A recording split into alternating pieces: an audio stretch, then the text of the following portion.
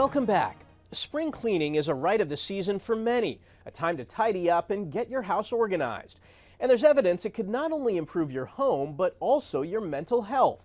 Bradley Blackburn explains. This is a bedroom of a 4-year-old girl. Sarah Lasansi and Emily Raniger are the organizing duo behind Shelfie, a New York company that's been helping transform spaces for nearly a decade. She can come home from school and hang her backpacks up because it's low enough. They fixed this space for 4-year-old Sophia after her mom, Kendra, realized clutter was causing stress for the whole family. It was getting to the point that I was starting to feel just wildly stressed out. Shelfie reworked the master closet and the bathroom too. They've seen how order in a home I've had a couple of people tell me that we saved their marriage. can have ripple effects for the mind and body. There are also those huge physical health benefits that I don't think people really think about when they're thinking about oh, I need to organize my closet.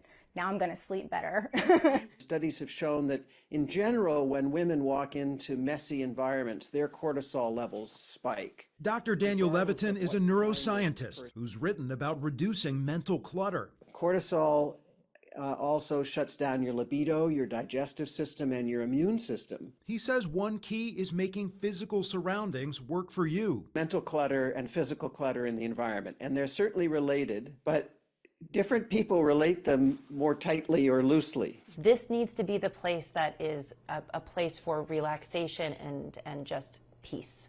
And that's really what it did for us. If you crave order, experts say you can start small. Pick one drawer, pick one little area that you're going to focus on. It could lead to real benefits for your health. Bradley Blackburn, CBS News, New York. 3, 2, 1. These are medical students at Columbia University finding out where they'll be doing their residencies. This class of graduates has an especially interesting perspective on the medical world because they started in 2020 at the height of the COVID-19 pandemic.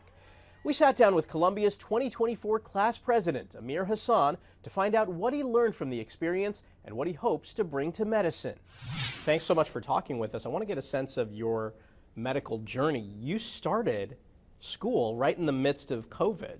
Tell me about that. Yeah, that's absolutely correct. I think when you follow your passion and when you think you're responding to a call to serve humanity, you don't really expect it to start virtual or to start on a Zoom box. I think the story is pretty similar probably with the rest of my class here at Columbia University. I think we were excited to develop in-person connections, learn from mentors and previous doctors and physicians, but the process of doing all of that in the middle of the pandemic was really altered, I would say.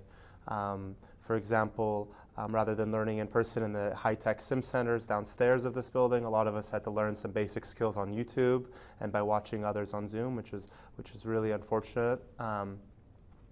I think that a lot of the disconnect between med student to med student or med student and doctor as well as med student to patient ultimately led to higher rates of burnout at earlier phases of medical school. On the flip side of that, are there advantages to going through what you guys went through? Do you have a perspective that maybe other generations didn't have?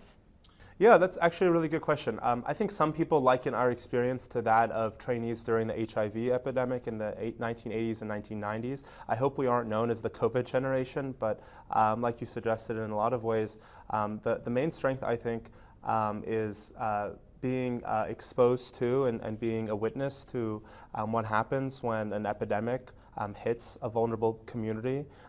We really get to see the shortcomings in legislation and political action at the federal, state, and local levels. What do you think your graduating class brings to the table that previous classes maybe didn't have?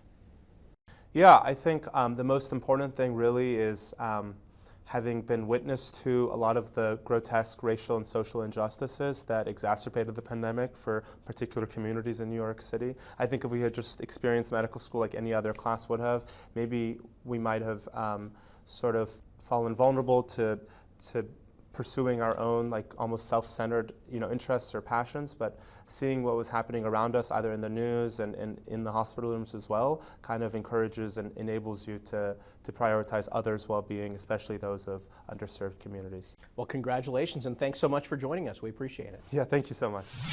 Anyone who spent time as a hospital patient knows the gown leaves little to the imagination. For some cultures and religions, that's especially problematic. That's why one hospital in Minnesota teamed up with a local designer to create the modest gown. Uba Ali shows us how it fits. In a packed room inside Children's Minnesota. It really is a dream, to fill a need for not only the community that I come from, but for kids everywhere. The nation's first modest pediatric gown was unveiled. It is the first healthcare system in the nation to offer this to their patients. With more than 10 years of healthcare experience, Hilal Ibrahim, founder of Henna and Hijabs, knew creating a more inclusive healthcare experience should involve medical gowns. We all know that the patient gown is not the friendliest thing to anybody, adults, kids alike. So to have something where a patient can now walk without feeling exposed from the front and the back. This collaboration with Children's Minnesota Launching the Modesty Gown is a major success for our healthcare system. provides pediatric gowns designed with sleeves, a closure that provides flexibility We wanted the patient to feel comfortable, but also cute.